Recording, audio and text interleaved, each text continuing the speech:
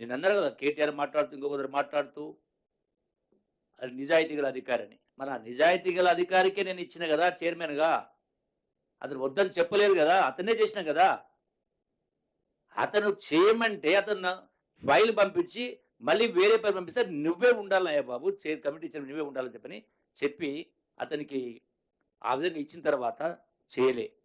మరి చెయ్యని సందర్భంలో నేను మొన్న అక్టోబర్ 11 తారీఖునే చీఫ్ సెక్రటరీ గారికి నిన్న కాదు అక్టోబర్ 11న చీఫ్ సెక్రటరీ గారికి నేను లెటర్ పంపించిన. సారీ 11థ్ అక్టోబర్. 11థ్ అక్టోబర్ చీఫ్ సెక్రటరీ గారికి లెటర్ పంపించినాం. దీంతో పాటుగా ఇదొక అంశం. అంటే విధులు నిర్వర్తించకపోవడము, నిర్లక్ష్యం చేయడము, అంటే ప్రభుత్వ విధి నిర్వహణకు అడ్డంకులు కల్పించే కార్యక్రమం. దీనిలో ఇది ఇదొక అంశం. రెండవది ఇంకొక అంశం కూడా సెకండ్ ఇష్యూ కూడా ఏంటంటే తర్వాత డిస్టిలరీకి సంబంధించి కూడా ప్రభుత్వం అంటే మంత్రికి రూల్స్ ప్రకారం చట్టం ప్రకారం అధికారం. వాటికి సంబంధించి ఆ విధంగా డిస్టిలరీ ఫ్యాక్టరీ వచ్చినప్పుడు ఉద్యోగాలు వస్తాయి. తద్వారా ఆదాయం వస్తది. ఇవన్నీ కూడా జరిగినప్పుడు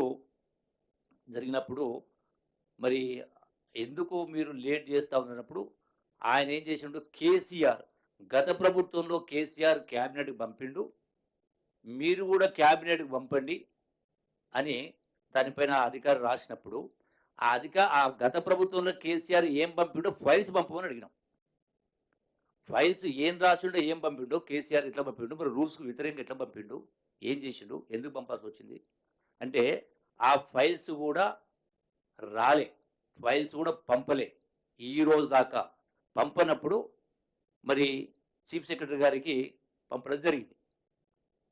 దానికి చీఫ్ సెక్రటరీ గారికి నోట్ ఇవ్వడం జరిగింది. అందులో మెన్షన్ చేయడం జరిగింది.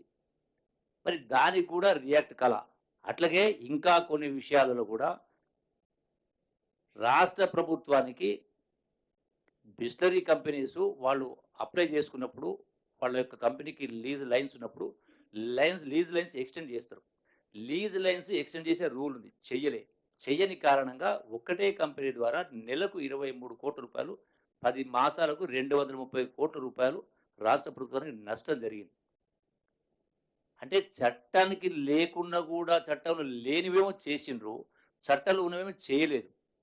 అది దాని మూలంగా వీళ్ళ పైన మరి ఈ విధంగా ప్రభుత్వ విధులను అడ్డుకునే కార్యక్రమం జరుగుతా ఉంది. రాష్ట్రానికి నష్టం జరుగుతా ఉందని చీఫ్ సెక్రటరీకి కంప్లెయింట్ చేయడం జరిగింది. నేను నిన్న చేసింది కాదు అది 11th అక్టోబర్ 2023.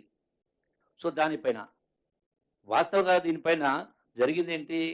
మీరందరూ అనుకున్నట్టుగా ఏదో ఇది పంపినందుకే దీనికోసమే ఏదో ఉద్యోగం వదిలేసి వాలంటరీ రిటైర్మెంట్ తీసుకుని మీరు మాట్లాడుతా ఉన్నారు. వాస్తవం తెలుసా? అతనికి ఏజీ హాస్పిటల్‌లో నెలకు 10 లక్షల రూపాయలు జీతం ఆఫర్ వచ్చింది.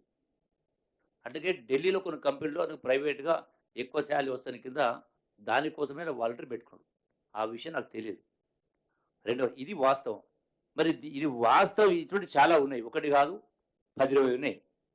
అన్నప్పుడు ప్రభుత్వ పరంగా, చట్టపరంగా ప్రభుత్వం ఆర్డర్స్ ఇచ్చినప్పుడు ప్రభుత్వానికి మేలు జరిగేది, ఉద్యోగాలొచ్చేది, ఆదాయం వచ్చేది చేయనప్పుడు ఇది నేను ప్రశ్నించడం నాకు తప్పైతదా? ఆయన కమిటీ చైర్మన్ పెట్టడం నాకు తప్పైతదా? ఆయన జనరల్‌గా ఎవరి అవసరాలు వాళ్ళకుంటాయి. సొంత అవసరం కోసం వేరే ఉద్యోగం చూసుకుంటున్నప్పుడు ఆయనకు ప్రైవేట్‌లో పెద్ద పెద్ద జీతం వచ్చే ఉద్యోగం వచ్చింది కాబట్టి ఆయన వాలంటీర్ పెట్టుకున్నాడు. దానికి దీనికి ముడిపెట్టే కార్యక్రమం చేసి ఇయాల కేటీఆర్ మాట్లాడుతూ రకరకాల మాటలు మాట్లాడుతా ఉన్నాడు. ఇది అసలు లిక్కర్ గురించి. అసలు దానికి సంబంధించి సంవత్సరానికి 40 కోట్ల కాంట్రాక్ట్ అది. అసలు ఫైనలే చేయలే. అసలు టెండరే పిలవలే 2 స్టేజ్‌లో. దీనికి రాజకీయ రంగు పులిపేటువంటి కార్యక్రమం చేసి ముఖ్యమంత్రి గారి అల్లుడు పైన ఆరోపణలు, 500 కోట్ల ముడుపులని, కుటుంబం పైన బురదజల్లే కార్యక్రమం చేయడం, అట్లాగే మా పిల్లగాని పైన నా కొడుకు కూడా ఏదో కాంట్రాక్ట్ కోసం అని చెప్పని. కొద్దిగా బుద్ధి, మతి, శుద్ధి ఉందా? కడుపుకు అన్నం తింటున్నాడా? గడ్డి తింటున్నారా? నా చరిత్ర తెలవదా కేటీఆర్ నీకు? తెలవదా? ఆనాడు, ఆనాడు తెలంగాణ ఉద్యమంలో సమైక్య రాష్ట్రంలో 3.5 ఏళ్ల మంత్రి పదవులు పెట్టుకొని, ఎమ్మెల్యే పదవి రాజీనామా చేసి జైల్లో నుండి పాదయాత్ర చేసినాం. నేను ఓడిపోయిన తర్వాత నీవేమన్నావు కేటీఆర్ నీకు జ్ఞాపకం ఉందా? నేను పదవుల కోసము, డబ్బు కోసం ఆశపడేవాడినైతే నేను ఓడిపోయిన తర్వాత నాతో ఏమన్నావు నువ్వు కేటీఆర్? అన్నా మాకు బాధ అనిపిస్తుంది మీరు ఓడిపోవడం. మీకు ప్లానింగ్ బోర్డు వైస్ చైర్మన్ బాగుంటది. మీరు ఒక్కసారి కేసీఆర్‌ని అడగండి. క్యాబినెట్ ర్యాంక్ పదవి మిగతా నేను చూసుకుంటూ ఉంటే నేనేమన్నా కేటీఆర్ నీకు? గుండె మీద చేసుకొని చెప్పియాలా? నేను ఓడిపోయి పదవులు అడిగేటోని కాదు. ఇది నేను మాట్లాడేది అబద్ధమా? అంటే మరి అసలు ఈ లిక్కర్ అయినా ఇంకోటైనా లిక్కర్ దందా అంటేనే కల్వకుంట్ల కుటుంబానికి పేటెంట్ రైట్. కల్వకుంట్ల కుటుంబానికి పేటెంట్ రైట్. ఎందుకంటే బ్రాండ్ వాళ్ళది. బ్రాండ్ అంటేనే కల్వకుంట్ల కుటుంబం.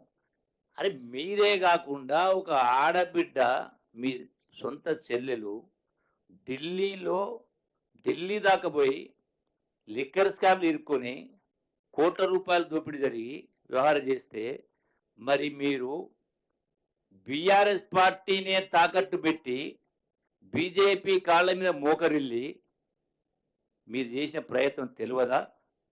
మీరు మా గురించి మాట్లాడతారా? దందాల గురించి మాట్లాడతారా? కనీసం మరి ఒకటి కాదు, ఇదొకటే కాదు, బడా పారిశ్రామికవేత్తలు రకరకాల. ఇంకొక మాట చెప్పాలంటే అసలు తెలంగాణ ఉద్యమ సందర్భంలో మీరు ఏముంటిది? కేటీఆర్ అయినా, కేసీఆర్ అయినా, కవిత అయినా, హరీష్ అయినా, ఇంకోనెవరు సంతోష్ అయినా ఏముంటుంది?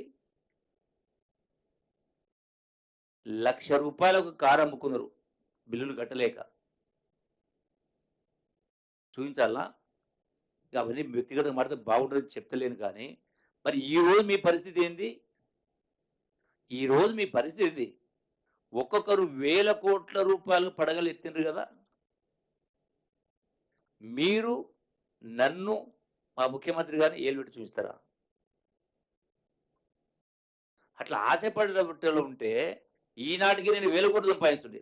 నేను రాజశేఖర రెడ్డి క్యాబినెట్లో మంత్రిగా ఉన్నా, రోషయ్య గారి ప్రభుత్వంలో మంత్రిగా ఉన్నా, కిరణ్ కుమార్ రెడ్డి ప్రభుత్వంలో మంత్రిగా ఉన్నా, కేసీఆర్ ప్రభుత్వంలో మంత్రి ఉన్నా, రేవంత్ రెడ్డి ప్రభుత్వం ఉన్నా. ఏ రోజున ఒక ఆరోపణ వచ్చిందా? అరే నా డ్యూటీ నేను చేస్తే చేయకపోతే మీరు తప్పు పట్టాలి.